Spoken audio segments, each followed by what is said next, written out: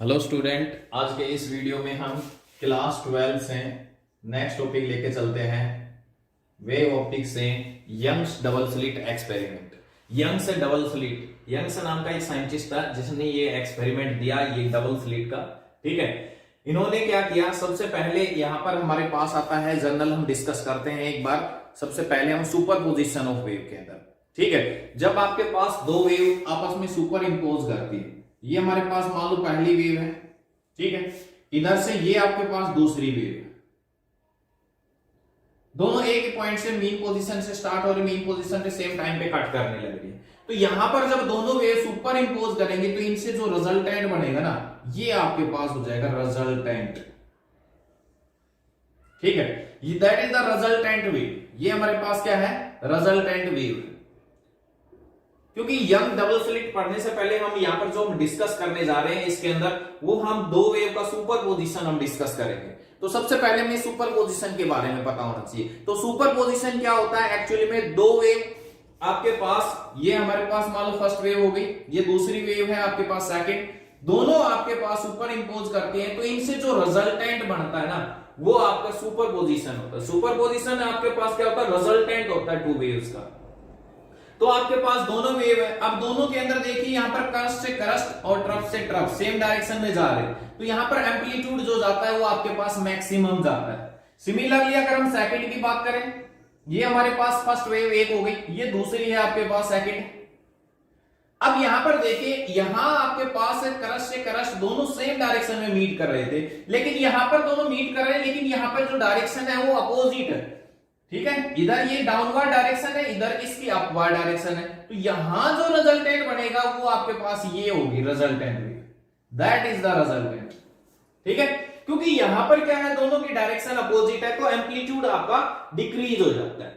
तो यहां से आपके पास क्या था, दोनों आपस में क्रस्ट से क्रस्ट बन रहे थे, ट्रफ से ट्रफ बन रहे थे, तो उस केस में एम्पलीट्यूड आपका मैक्सिमम जाता है, और यहां पर आपका एम्पलीट्यूड क्या होगा, मिनिमम जाएगा, क्योंकि एक का क्रस्ट इधर से आ रहा है, दूसरे का ट्रफ, दोनों की डायरेक्शन अपोजिट है, इधर से इसका क्रस्ट, इधर से इसका ट्रफ।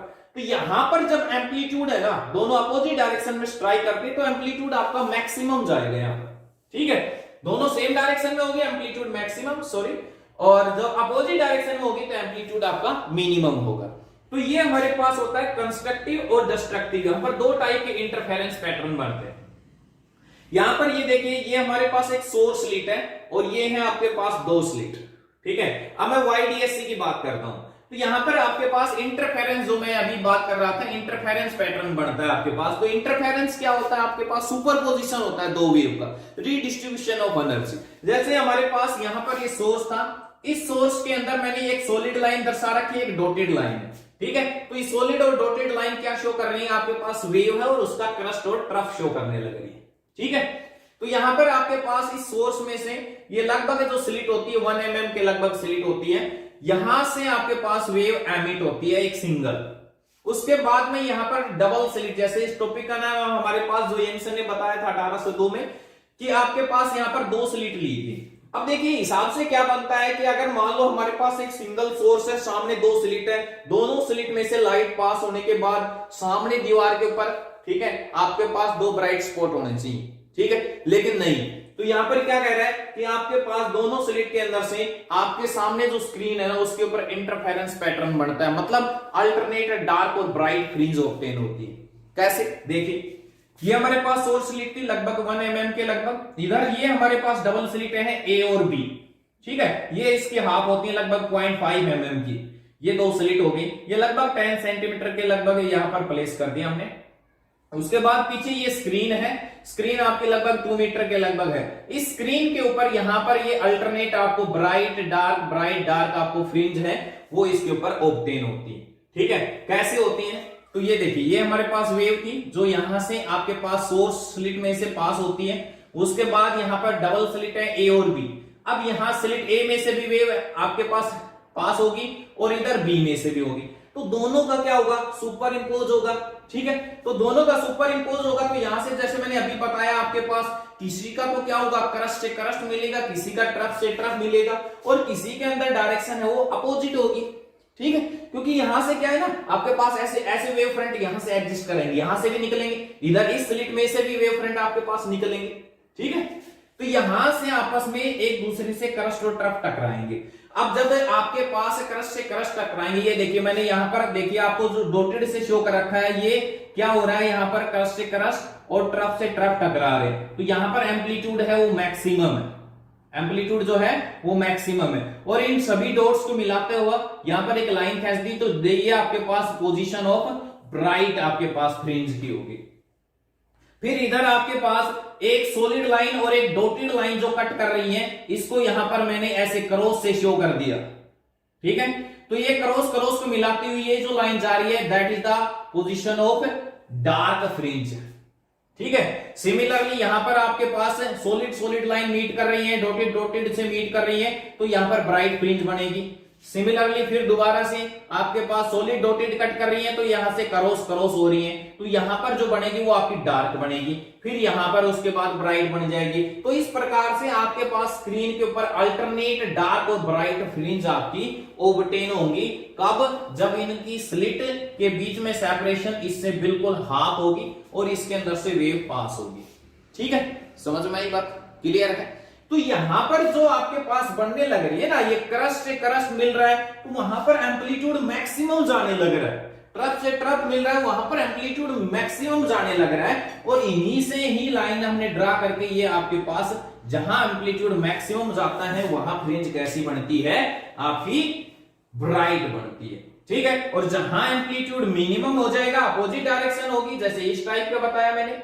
ठीक है, तो यहां पर एम्पलीट्यूड आपका क्या होगा, मिनिमम होगा। ठीक है, तो कैसी फ्रिंज बनेगी, यहां पर आपकी डार्क फ्रिंज बनेगी।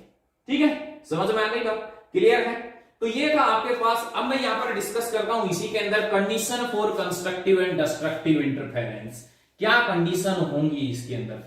तो ये तो था आपके पास डायग्राम यहां पर यंग्स डबल स्लिट के अंदर। अब हम बात करते हैं इसकी condition, condition for constructive and destructive interference.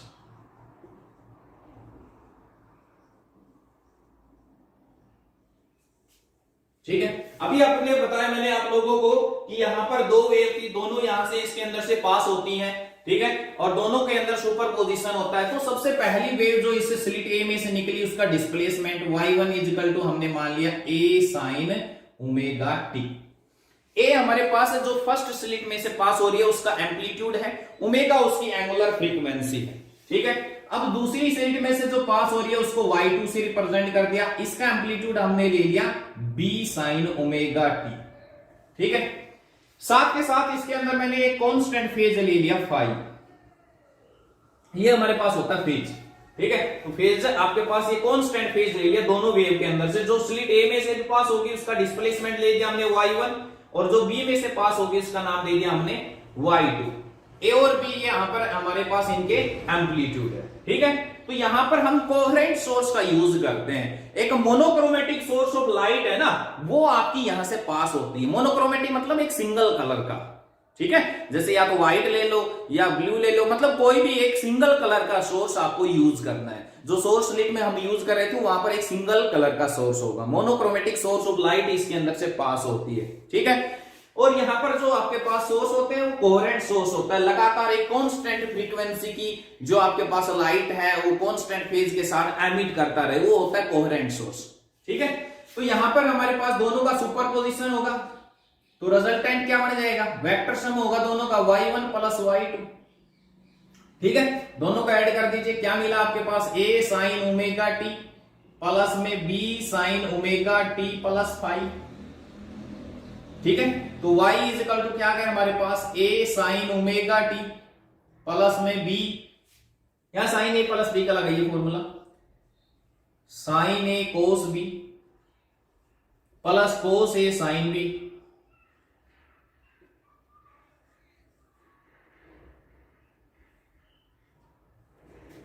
ठीक है, इस ब्रैकेट को खोल दें, तो यहां से हमारे पास a sin omega t plus में b sin omega t cos five plus में b cos omega t sin five.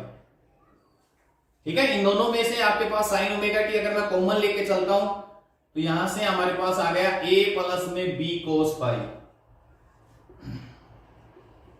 Plus में b sin phi cos omega t। ठीक है, यहां से ये जो आपके पास a प्लस में b cos फाई, इसको मान लेते हैं हम r cos थीटा। ठीक है, और यहां पर ये जो हमारे पास b sin फाई, इसको हमने मान लिया r sin थीटा। दोनों की वैल्यू इसमें वापस पुट करते हैं। इसको इक्वेशन नंबर फर्स्ट का नाम दे दिया और इसको सेकंड। दोनों की वैल्यू इसमें पुट करता हूं मैं, क्या रिजल्ट मिलता है आपको, a प्लस b, ये हमारे पास इसकी जगह हमने रख दिया r cos theta sin omega t plus में b sin की जगह r sin theta cos omega t। यहां से दोनों के अंदर से अगर r को कॉमन ले लेते हैं तो आपके पास फॉर्मूला बढ़ जाता है sin a cos b plus cos a sin b, और that is equal to sin a plus b। ठीक है, तो ये हमारे पास r क्या हो गया, r हमारे पास जो रिजल्टेंट वेव बनी है उसका एम्पलीट्यूड हो गया आपके पास। ठीक है, दोनों का सुपर पोजिशन से ये रिजल्टेंट आ गया हमारे पास। अब यहां पर रिजल्टेंट इंटेंसिटी निकालते हैं, तो इक्वेशन फर्स्ट और सेकंड का स्क्वायर करके ऐड कर दीजिए। पहले रिजल्टेंट आर स्क्वायर हमारे पास निकालते हैं, क्या आएगा उसका रिजल्टेंट, हमारे पास एम्पलीट्यूड की वैल्यू क्या होगी उसकी वैल्यू निकालते हैं। तो दोनों का स्क्वायर कर दीजिए, on squaring and adding first and second. First और सेकंड का स्क्वायर करके ऐड कर दीजिए, क्या मिलेगा, ए स्क्वायर प्लस में b square cos square phi plus में 2ab cos फाई प्लस में b square sine square phi is equal to, इधर राइट हैंड साइड में r square cos square theta plus में साइन स्क्वायर थीटा बच जाएगा, और इसकी value you know that plus 1 हो जाएगी। इधर से इन दोनों में से भी अगर आप बी स्क्वायर को कॉमन निकालोगे तो cos square plus sine square उसकी वैल्यू भी क्या होगी, 1 हो जाएगी।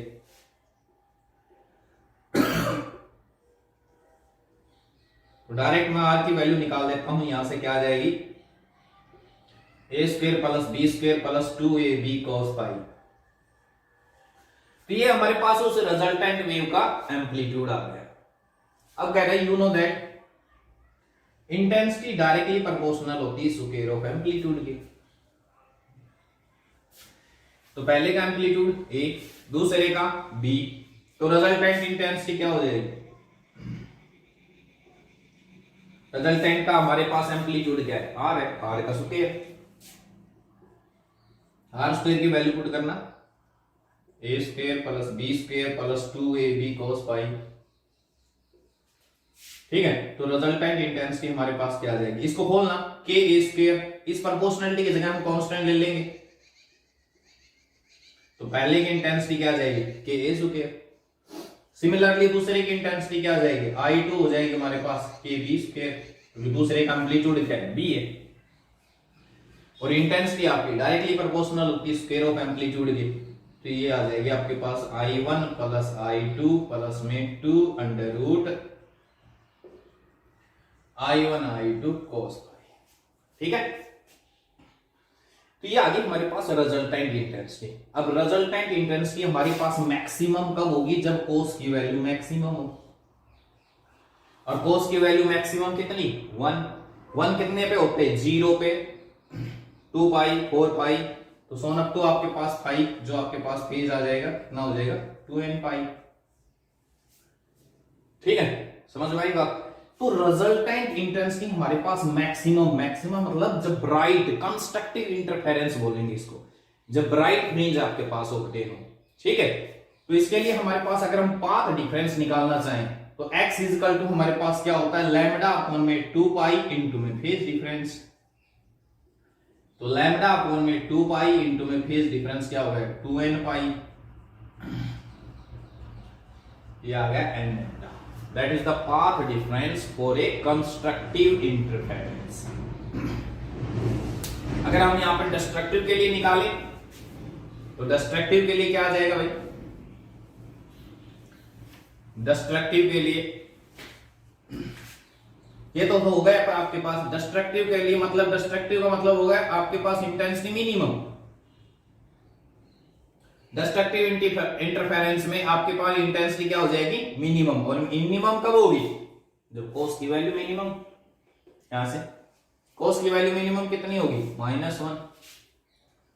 -1 जैसे पाई, 3 पाई, ठीक है, सोन अप टू 2n-1 पाई। तो डिस्ट्रक्टिव के लिए पाथ डिफरेंस क्या हो जाएगा, लैम्डा अपॉन 2 पाई इंटू में